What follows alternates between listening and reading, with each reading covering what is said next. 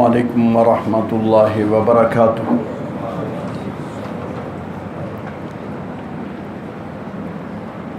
الحمد للہ وسلام علی عبادہ الذین اصطفیٰ، اشہد ان لا الہ الا اللہ وحدہ لا شریک لہ واشہد ان محمدا عبدہ ورسولہ۔ اللہم صلی علی محمد وعلی آل محمد کما صلیت علی ابراہیم وعلی آل ابراہیم انک حمید مجید۔ اللہم بارک علی محمد وعلی آل محمد کما بارکت علی ابراہیم وعلی آل ابراہیم انک حمید مجید۔ رب اشرح لی صدری ویسر لی امری واحلل عقدۃ من لسانی یفقہوا قولی۔ اللہم انفعنا بما علمتنا وعلمنا ما ينفعنا وزدنا علما۔ اعوذ باللہ السمیع العلیم من الشیطان الرجیم، بسم اللہ الرحمن الرحیم۔ والعصر ان الانسان لفی خسر الا الذین آمنوا وعملوا الصالحات وتواصوا بالحق وتواصوا بالصبر۔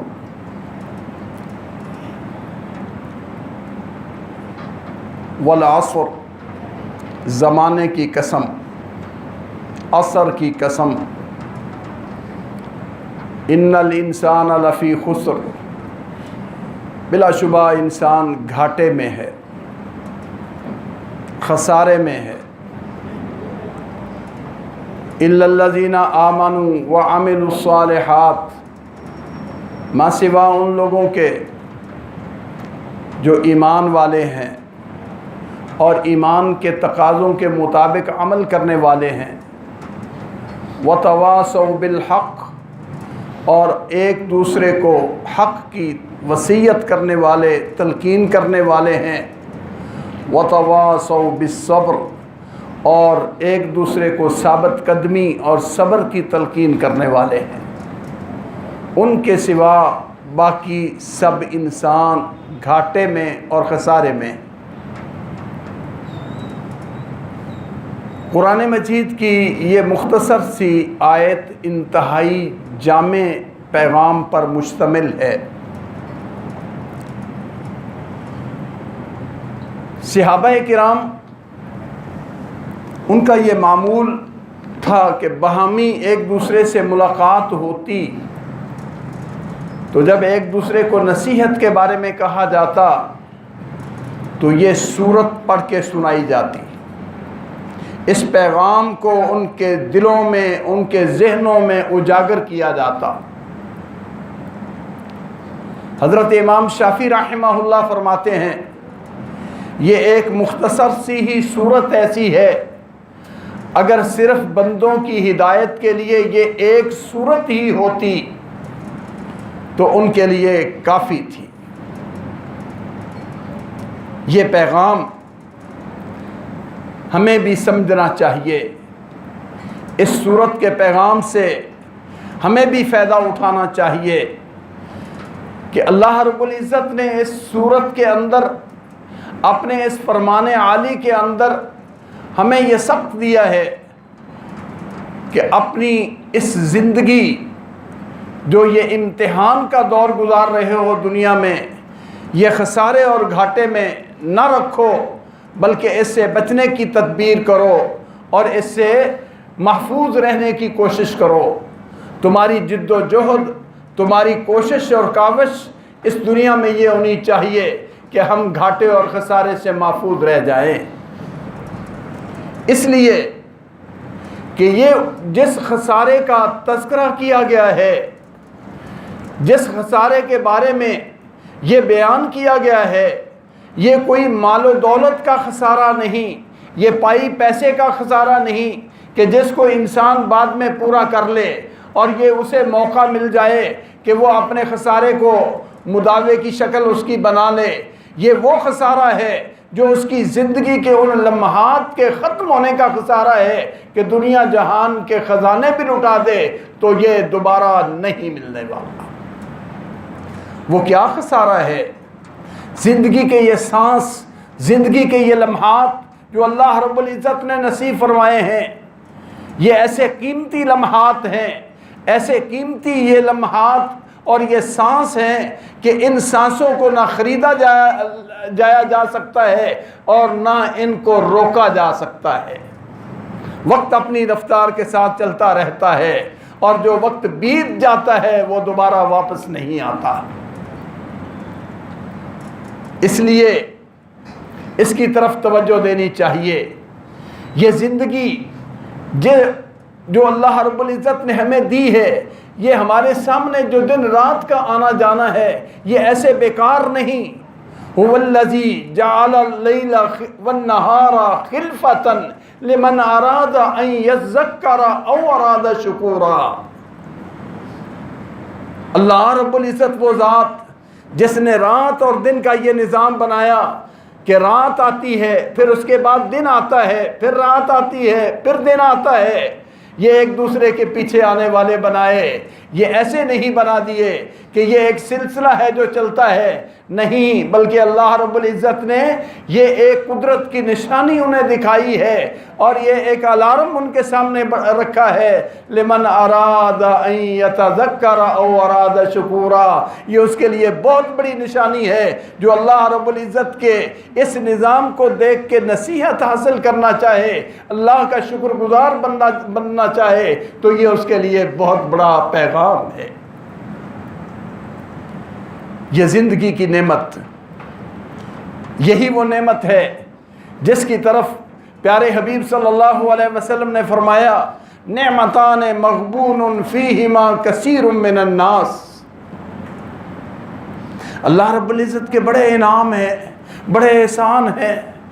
اللہ رب العزت کے انعاموں ہی کے اندر تو ہم جی رہے ہیں، لیکن آپ صلی اللہ علیہ وسلم نے فرمایا دو نعمتیں ایسی ہیں جن کے بارے میں انسان انتہائی گھاٹے میں جا رہا ہے، ان سے فائدہ نہیں اٹھا رہا۔ وہ نعمتیں اللہ نے دی ہیں اور ان سے فائدہ نہیں اٹھاتا، وہ بیتی جا رہی ہیں اور انسان گھاٹے میں آگے بڑھا جا رہا ہے۔ وہ دو نعمتیں کون سی ہیں؟ الصحۃ والفراغ۔ ایک اللہ رب العزت نے جو صحت، تندرستی کی نعمت عطا کی ہے، عافیت بخشی ہے، صحت بخشی ہے، یہ اللہ رب العزت کی بہت بڑی نعمت ہے۔ اس صحت سے انسان کو فائدہ اٹھانا چاہیے اور اس کی قدر و قیمت جاننے کے لیے کبھی ہسپتالوں میں جا کے دیکھو، کبھی ان بیماروں کی سسکیاں سنو جو کروٹ لینا چاہتے ہیں اور کروٹ نہیں لی جاتی، جو اٹھنا چاہتے ہیں لیکن دوسروں کے سہارے کے محتاج ہوئے پڑے ہیں۔ آج اللہ رب العزت نے اس صحت کی نعمت سے نوازا ہے تو اپنی اس صحت کو کام میں لگا لو، اس میں فائدہ حاصل کر لو، اس میں وہ کام کر لو جو کل کی زندگی میں تمہارے لیے نفع بخش ہوں اور فائدہ دیں۔ اور دوسری چیز جو آپ صلی اللہ علیہ وسلم نے فرمائی، نعمت جو اللہ رب العزت نے بہت بڑی دی ہے اور وہ لوگ اس کو ضائع کر رہے ہیں، وہ نعمت کی ناقدری کر رہے ہیں اور وہ نعمت میں کچھ فائدہ نہیں اٹھاتے، گھاٹے میں جا رہے ہیں، وہ ہے الفراغ۔ جو اللہ رب العزت نے وقت فارغ عطا کیا ہے، وہ فارغ وقت بیتا جا رہا ہے، گپوں میں گزر رہا ہے، لطائف میں گزر رہا ہے اور فضولیات میں وقت بیت رہا ہے، اسے کسی کام میں، کسی فائدے والے عمل میں لگایا نہیں جاتا۔ آپ نے فرمایا یہ دو انعام ایسے انعام ہیں کہ ان میں اکثر مخلوق، اکثر بندے وہ گھاٹے کی طرف جا رہے ہیں۔ عام حالات میں بھی یہ دو نعمتیں تو بڑی ہی قیمتی ہیں، اور رمضان المبارک جیسی نعمتیں ملی ہوں اور یہ پرسعادت گھڑیاں ملی ہوں اور پھر انسان ان کو ضائع کر دے، ان سے فائدہ نہ اٹھائے، وہ کتنا بد نصیب اور کتنا بڑا گھاٹے میں ہے۔ آج تو یہ وقت ہے، ہم فارغ بھی ہیں، اللہ نے موقع بھی دیا ہے اور قیمتی لمحات بھی عطا کیے ہیں۔ کبھی یہ سوچو اگر یہ زندگی کی نعمت چھین لی گئی، یہ سانس روک دی گئی، تو پھر کون ہے جو تمہیں یہ دنیا کی نعمتیں دے سکتا ہے؟ پیارے نبی صلی اللہ علیہ وسلم نے اس کے بارے میں بڑی ہی توجہ دلائی ہے، فرمایا اغتنم خمسا قبل خمس، لوگوں 5 چیزوں کو، 5 چیزیں آنے سے پہلے غنیمت جانو، غنیمت سمجھو کہ اللہ رب العزت نے یہ چیزیں تمہیں دی ہوئی ہے، اور ان سے زیادہ فائدہ اٹھا لو، ان کو زیادہ سے زیادہ فائدے مند بنا لو، ان کو زیادہ سے زیادہ اپنی بہتری کے لیے استعمال کر لو۔ وہ 5 چیزیں کیا ہیں میرے بھائیوں جن کے ساتھ ہمارا تعلق ہے؟ فرمایا صحت کا قبل سقمی کا، اپنی صحت کو غنیمت جانو بیماری آنے سے پہلے۔ آج اللہ نے صحت دی ہے تو اس صحت کو ضائع نہ کرو، فضول کاموں میں نہ لگاؤ، اس سے فائدہ اٹھا لو۔ فراغ کا قبل شغل کا، اپنی فراغت کو اس سے فائدہ اٹھا لو، کہیں ایسا وقت نہ آ جائے، اتنے مشغول ہو جائیں کہ تم کہیں پہ مجبور ہو، تم یہ کہو کہ جی روٹی کھانے کا بھی وقت نہیں، کہیں ایسا وقت نہ آ جائے۔ غنا کا قبل فقر کا، آج اللہ نے مال و دولت دیا ہے، آج اللہ نے غنا بخشا ہے، تو اس کو فائدہ جانو، اس سے فائدہ اٹھا لو اس برے وقت سے کہ کہیں ایسا وقت نہ آ جائے کہ تم محتاج ہو جاؤ، فقیر ہو جاؤ۔ حیات کا قبل موتک، فرمایا اپنی زندگی کو غنیمت جانو موت آنے سے پہلے۔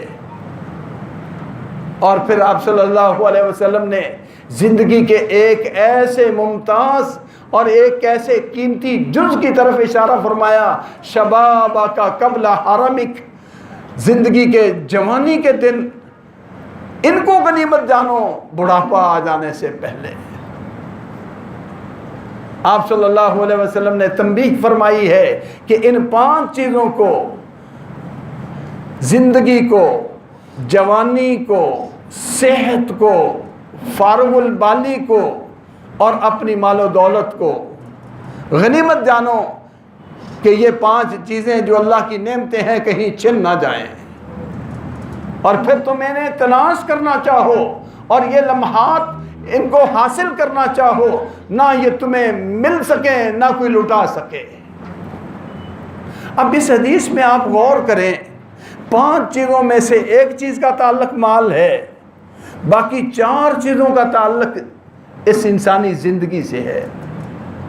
زندگی، جوانی، فارغ البالی، فارغ ہونا، صحت مند ہونا، یہ ساری چیزوں کا تعلق انسان کی زندگی سے ہے۔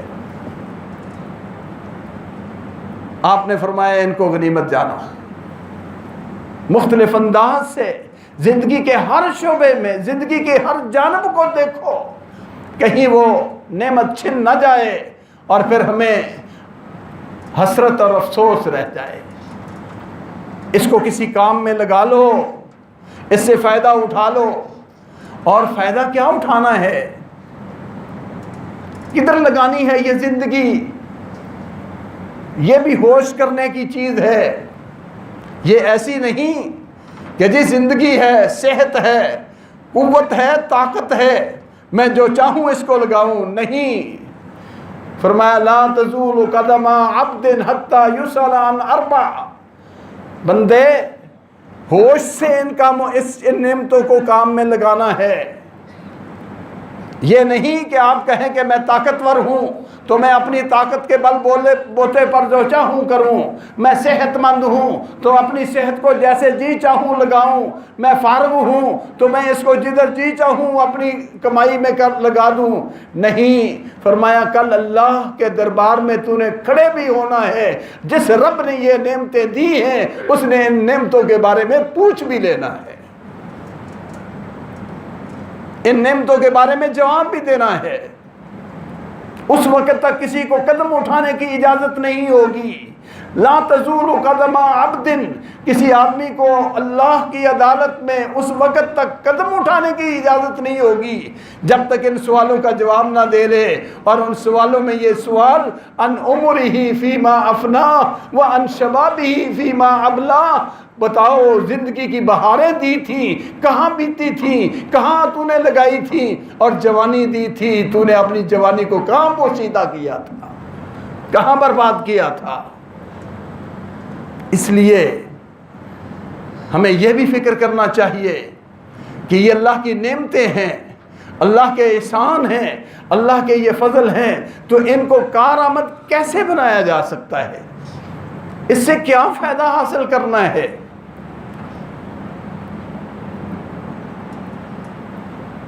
وہ بھی پیارے حبیب صلی اللہ علیہ وسلم نے، ہمارے دین نے پوری رہنمائی کر دی، ہماری سارا کچھ بتا دیا۔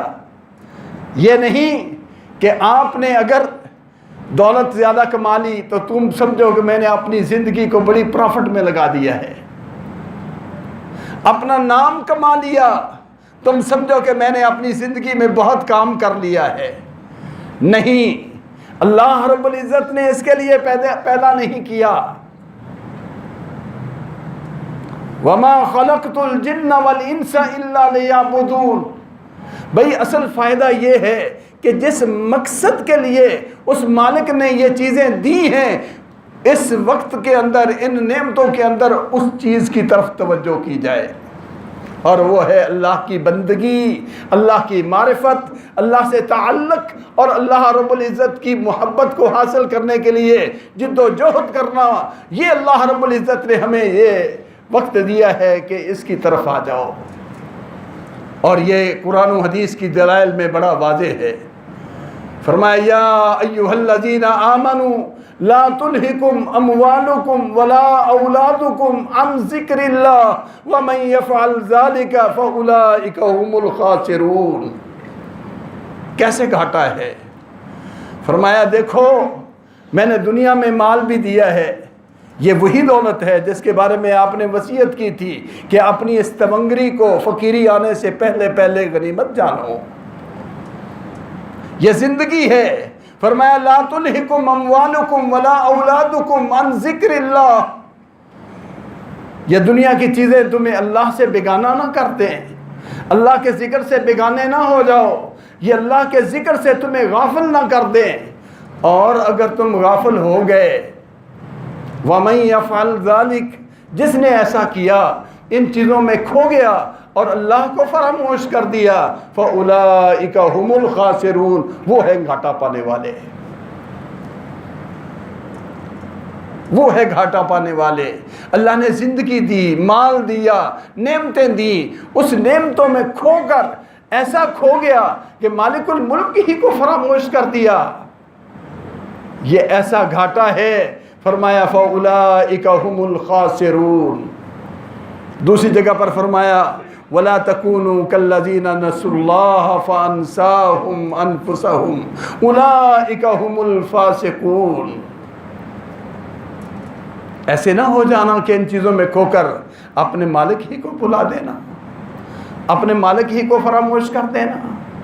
اگر ایسا ہوا آپ جہان کے کام کر لیں، آپ بہت بڑا نام کما لیں، آپ بڑی دولت کے خزانے اکٹھے کر لیں نعمتوں سے، لیکن اگر اللہ رب العزت سے کٹ گئے تو یہ ہے گھاٹا اور یہ ہے خسارہ۔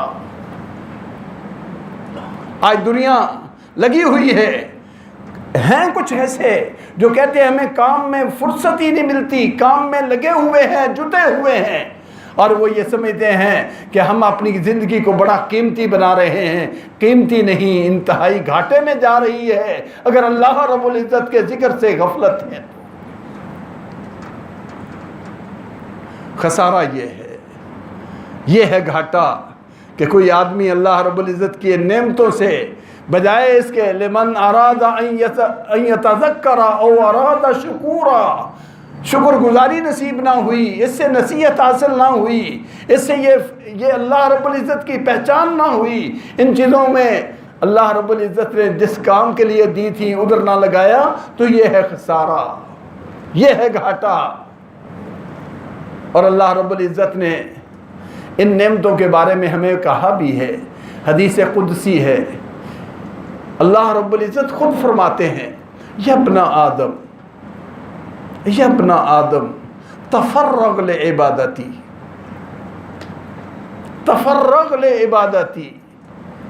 املأ صدرک غنًا واسد فقرک وان لم تفعل املأ یدک شغلا ولم اسد فقرک۔ او آدم کے بیٹے، اور انسان، تجھے میں نے زندگی دی ہے، تفرغ لعبادتی، کبھی کچھ میری عبادت کے لیے بھی وقت نکال، عبادت کے لیے فراغت لے، عبادت کے لیے فارغ ہو جا، تو میری عبادت کے لیے اپنے آپ کو وقف کر لے، میری عبادت کے لیے وقت نکال لے، دو نعمتیں عطا کروں گا، املأ صدرک غنًا، تیرا سینہ غنا سے بھر دوں گا، مستغنی کر دوں گا، بے پرواہ کر دوں گا، اور اسد فقرک، تیری ضرورتیں بھی ساری پوری کر دوں گا، تیری محتاجگی بھی دور کر دوں گا، تو میری عبادت کے لیے وقت تو نکال۔ آج کل کتنی جگہوں پر یہ سننے کے لیے ملتا ہے جی وقت نہیں ملتا، نماز جی وقت نہیں ملتا، وقت ملے تو پڑھ لیتے ہیں، وقت نہیں ملتا تو نہیں پڑھتے۔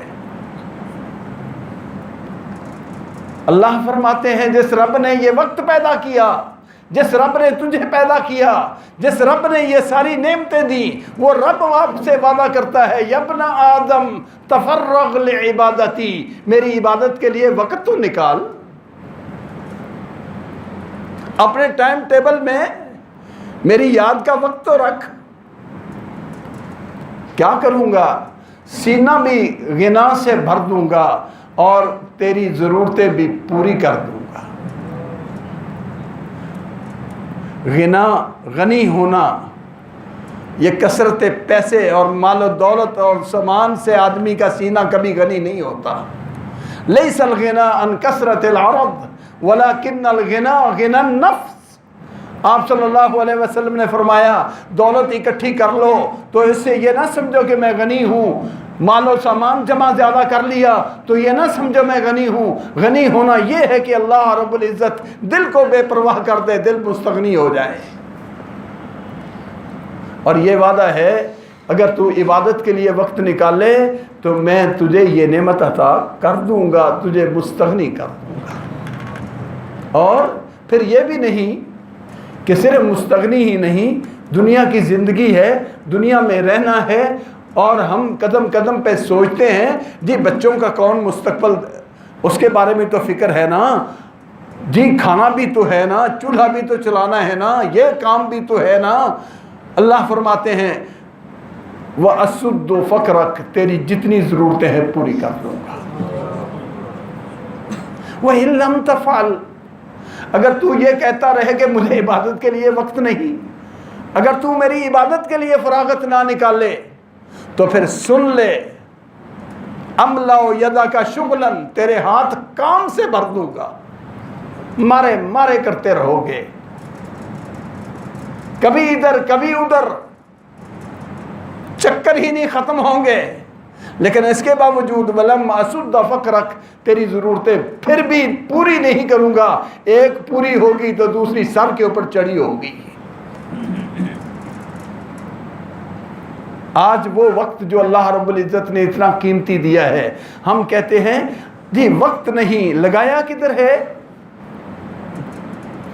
دنیا کے ٹکے جمع کرنے کے لیے اپنی سمجھ سے نہیں، اس نعمت کو اگر واقعتاً ہی فائدہ مند بنانا تھا، کارمند بنانا تھا، تو اس کو اللہ کی عبادت کے لیے بھی ٹائم ٹیبل میں وافر حصہ رکھنا تھا۔ اللہ کا شکر ادا کرے جس رب نے ہمیں یہ توفیق عطا فرمائی ہے، اور اپنا مقابلہ کرے دیگر دنیا کے مقابلے میں۔ کتنی دنیا جو اس نعمت سے محروم ہے، اور kتنا بڑا اللہ کا فضل ہے کہ اللہ نے ہمیں اپنی گھر میں جمع ہونے کی توفیق عطا کی ہے۔ ذرا دونوں چیزوں کو دیکھو تو صحیح، یہ ان کو نصیب ہوتی ہے جو اللہ رب العزت جن کے ساتھ بلائی چاہتے ہیں۔ حدیث پاک میں آتا ہے کہ اللہ رب العزت جس آدمی کے ساتھ خیر کا ارادہ کرتے ہیں، استعملہ، اللہ اس کو استعمال کر لیتے ہیں۔ صحابی کہنے لگے یا رسول اللہ صلی اللہ علیہ وسلم، استعمال کرنے کا معنی نہیں سمجھ آیا، اللہ کیسے بندے کو استعمال کرتے ہیں؟ جس کے ساتھ اللہ بھلائی کا ارادہ کریں اس کو اللہ رب العزت استعمال کرتے ہیں۔ استعمال کرنے کا معنی کیا ہے؟ فرمایا یوفقہ لعمل صالح قبل موتہ، اللہ اس زندگی میں اسے نیکی کے کاموں کی توفیق دے دیتے ہیں۔ نیکی کے کاموں کی توفیق مل جانا، یہ ہے اصل خیر جو اللہ رب العزت عطا فرماتے ہیں۔ اللہ رب العزت نے رمضان کی مبارک گھڑیاں بھی عطا فرمائیں، آخری عشرہ بھی نصیب فرمایا، ماحول بھی ہمیں بہت عمدہ عطا فرمایا، لیکن وہ دشمن شیطان جو ہمارا ازلی دشمن ہے وہ بھی ہمارے پیچھے پیچھے، کیونکہ دنیا امتحان کا ہے نا، اس دنیا میں امتحان تو ہونے ہیں نا، اس امتحان کے لیے دشمن بھی ہمارے ساتھ ہے کہ وہ ہمیں بسا اوقات مسجد میں ہونے کے باوجود رمضان المبارک حتیٰ کہ تاک راتیں آخری عشرہ یہ ہونے کے باوجود ہمیں ایسے کام میں لگا دیتا ہے کہ ہم اپنے وقت کو برباد کر لیتے ہیں۔ اللہ رب العزت کا شکر ادا کرے، اللہ نے اپنے گھر میں بیٹھنے کی توفیق عطا فرمائی۔ خوش نصیب میرے وہ بھائی جن کو اللہ نے اعتکاف کے لیے موقع دیا، اپنے وقت کو بہت ہی زیادہ کارمند بنائیں، فائدے میں لگائیں۔ یہ زندگی کے لمحات شاید دوبارہ نصیب ہوں یا نہ ہوں، یہ ضائع نہ ہو جائیں۔ اور پھر میرے بھائیوں کچھ اوقات ایسے ہیں جو بہت ہی اہمیت والے ہوتے ہیں، ان وقتوں کو تو بہت ہی توجہ دینی چاہیے۔ اللہ رب العزت نے اپنے حبیب صلی اللہ علیہ وسلم اور ان کے جو حالات تھے، سیرت تھی، قرآن پاک میں بیان کی ہے، اور اس میں جگہ جگہ پر جو مشرکین کی طرف سے، مشرکوں کی طرف سے، مخالفوں کی طرف سے آپ کو اذیت اور دکھ پہنچتا تھا، اس کا بیان فرمایا ہے۔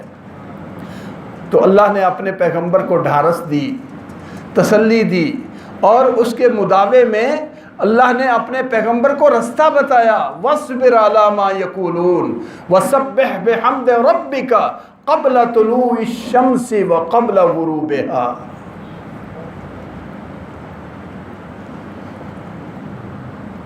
اے میرے محبوب صلی اللہ علیہ وسلم، یہ دشمن آپ کے ساتھ جو بھی رویہ اختیار کرتے ہیں آپ صبر کریں، جو یہ تانے دیتے ہیں، جو یہ الزام تراشیاں کرتے ہیں، فَاصْبِرْ عَلَىٰ مَا يَقُولُونَ، اور آپ کریں کیا؟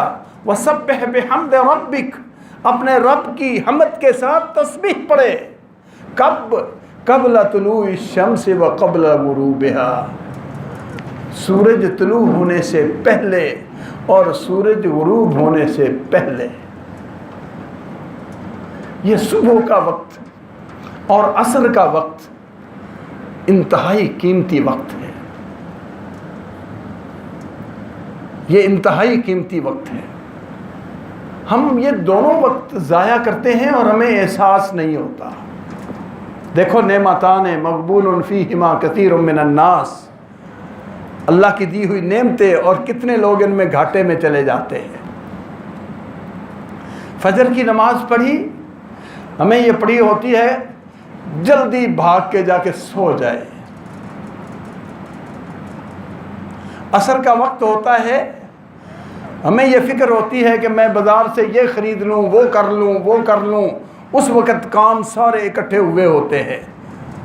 حالانکہ اللہ نے اپنے حبیب کو فرمایا فسبح بحمد ربک، یہ وقت ہے اللہ کی تسبیح کے لیے خاص کر دو، اس وقت کو اللہ کی تسبیح میں لگا دو۔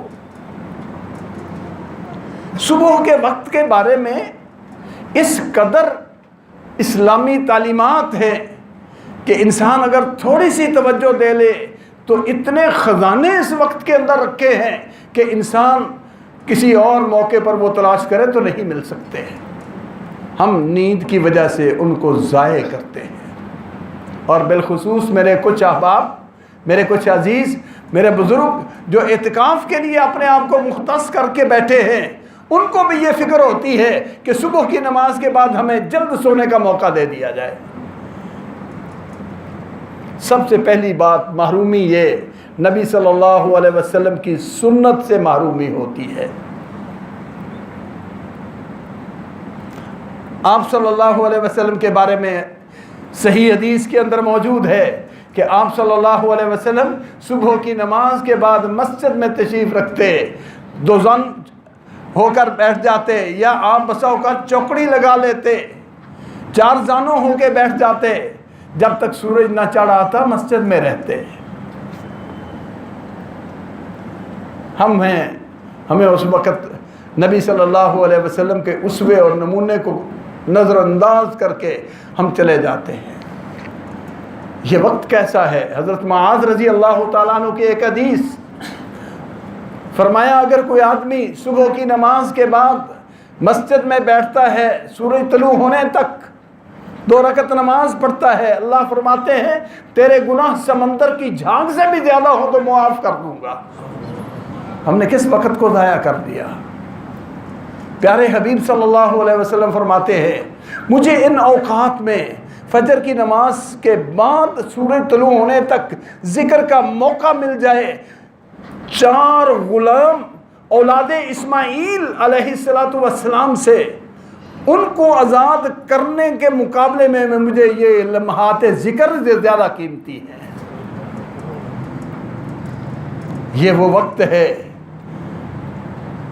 پیارے حبیب صلی اللہ علیہ وسلم نے فرمایا من صلی الغداۃ فی جماعہ ثم قعد یذکر اللہ حتی یطلع الشمس فصلی رکعتین کان لہ کاجر حجۃ وعمرۃ تامۃ تامۃ تامۃ۔ جو آدمی صبح کی نماز جماعت سے پڑھے، من صلی الغداۃ فی جماعت، جماعت کے ساتھ صبح کی نماز پڑھے، پھر وہ مسجد میں وہیں بیٹھ جائے، اللہ کا ذکر کرے، اللہ کا ذکر کرے حتیٰ کہ سورج چڑھ آئے، 2 رکعت نماز پڑھ لے۔ پیارے حبیب صلی اللہ علیہ وسلم نے فرمایا اتنا ثواب جو عمرہ کرنے کا ثواب ہے، حج کرنے کا ثواب ہے، مکمل عمرے کا، مکمل حج کا ثواب اللہ عطا فرما دیتے ہیں۔ ہمیں جو عبادت کے لیے وقف ہو کے بیٹھے ہیں اللہ کے گھر میں، وہ بھی اس سے بے خبر، وہ بھی اس سے لاپرواہ، اور ہمیں فکر ہوتی ہے کہ جا کے سو جائیں۔ اور میرے بھائی، پیارے حبیب صلی اللہ علیہ وسلم کی سنت پر عمل کرے۔ آپ صلی اللہ علیہ وسلم نے فرمایا انسان کے 360 جوڑ ہے، ہر صبح ہر جوڑ پر صدقہ ہوتا ہے جو صدقہ کرے، اس کو صدقہ کرنا چاہیے۔ یہ اللہ رب العزت نے جو نعمتیں دی ہیں، یہ اندازہ لگائیں کہ یہ جسم چلتا ہے، حرکت کرتا ہے کس برکت سے؟ اللہ کی توفیق کے بعد جو اللہ رب العزت نے انسان کے جسم کے اندر نعمتیں رکھی ہیں، اگر یہ جوڑ اکڑے ہوتے کیا بنتا؟ جس رب نے یہ جوڑ دیے ہیں اس نے اس کے حق بھی رکھے ہیں۔ اگر 2 رکعتیں ادا کر لے، پیارے حبیب صلی اللہ علیہ وسلم نے فرمایا 360 جوڑ کا صدقہ ادا ہو جاتا ہے۔ اور اگر اللہ توفیق دے صبح اشراق کے موقع پر 4 رکعتیں پڑھ لے، حدیث میں ہے اے آدم کے بیٹے تو دن کے آغاز میں میرے لیے 4 رکعتیں پڑھ لے، اکفے کا آخرہ ہوں، آخر دن تک تیرے کام سارے میں سنوار دوں گا۔ اکفے کا آخرہ ہوں، دن کے آخر تک میں تجھے کافی ہو جاؤں گا۔ او الیس اللہ بکاف عبدہ، اللہ کی یہ عنایت، اللہ کی یہ توجہ اور اللہ کی رحمت اور اللہ کی مدد کافی نہیں ہے؟ اللہ وعدہ فرماتے ہیں اکفے کا آخرہ ہوں، دن کے آغاز میں میرے لیے 4 رکعتیں تو پڑھ دے اور آخر دن تک میں تیرے کام میں سنوار دوں۔ جس دنیا کو ہم بہتر کرنے کے لیے اس نعمت سے اعراض کر کے جاتے ہیں، مارے مارے پھرتے ہیں، کام پھر نہیں سنورتے۔ رب تعالیٰ نے ہمارے لیے یہ موقع رکھا ہے، اس وقت میں بیٹھ کر اللہ کا ذکر کرو، اللہ کا شکر کرو، اللہ رب العزت کی تسبیح پڑھو، اللہ رب العزت سے دعائیں التجائیں کرو۔ اکفے کا آخرہ ہو، دن کے آخر تک والے سارے کام کے لیے رب کافی ہو جائے گا۔ اور یہ تو وہ چیز ہے جس کو رب کافی ہو جائے، جس کے کام میں رب اس کی حمایتی بن جائے، یہ تو وہ نعمت ہے کہ اللہ رب العزت نے اپنے حبیب کو فرمایا تھا فَإِن تَوَلَّوْا فَقُلْ حَسْبِيَ اللَّهُ لَا إِلَٰهَ إِلَّا هُوَ عَلَيْهِ تَوَكَّلْتُ وَهُوَ رَبُّ الْعَرْشِ الْعَظِيمِ۔ اے محمد کریم صلی اللہ علیہ وسلم، سارا جہان بھی آپ کو چھوڑ جائے، پرواہ نہ کریں، آپ کہیں حسبی اللہ، مجھے میرا رب کافی ہے۔ اور یہاں رب خود وعدہ کرتے ہیں اے بندے تو میرے لیے 4 رکعت پڑھنے کا اہتمام دن کے آغاز میں تو کر لے، دن کے آخر تک کے کاموں کے لیے میں تجھے کافی ہو جاؤں گا۔ یہ وہ اوقات جو ہم ضائع کرتے ہیں، یہ ہر روز قبل طلوع الشمس قبل غروب الشمس اللہ ہمیں دیتا ہے یا نہیں؟ یہ گھڑیاں ہمیں ملتی ہیں یا نہیں؟ لیکن ہم ان گھڑیوں کو کیسے بیکار کرتے ہیں، کیسے ضائع کرتے ہیں۔ یہ ہے وہ گھاٹا، یہ ہے وہ نقصان، نعمتان مغبون فیہما کثیر من الناس، کہ بہت زیادہ لوگ گھاٹے میں لٹے جا رہے ہیں، خسارے میں لٹے جا رہے ہیں اور توجہ نہیں کرتے ہیں۔ اس لیے اللہ تعالیٰ نے جو ہمیں یہ وقت دیا ہے بہت ہی مبارک وقت ہے، خوش قسمتی ہے۔ اللہ نے دل بھی اس نیکی کی طرف موڑے ہیں، دلوں کے اندر نیکی کا رجحان پیدا کیا ہے۔ شیطان وہ ہمیں وسوسے ڈالتا ہے، وہ ہمیں ہماری دنیا جو ہمارے دلوں کے اندر پہلے سے بھری ہوئی ہے وہ نکل نہیں رہی، نہیں، آئیے یہ خزانے لوٹنے کا وقت ہے، اس میں اپنی جھولیاں بھر لیں۔ اللہ رب العزت توفیق عطا فرمائے، ہم اپنے ان اوقات کو قیمتی بنائیں اور ان اوقات کو فائدے والے کاموں میں لگائیں، اس چیز میں لگائیں جو کل ہماری قبر میں بھی ہمارے کام آئیں، ہمارے آخرت والے دن بھی ہمارے لیے نجات کا ذریعہ بن جائیں۔ اللہ توفیق عطا فرمائے۔ وآخر دعوانا ان الحمد للہ رب العالمین۔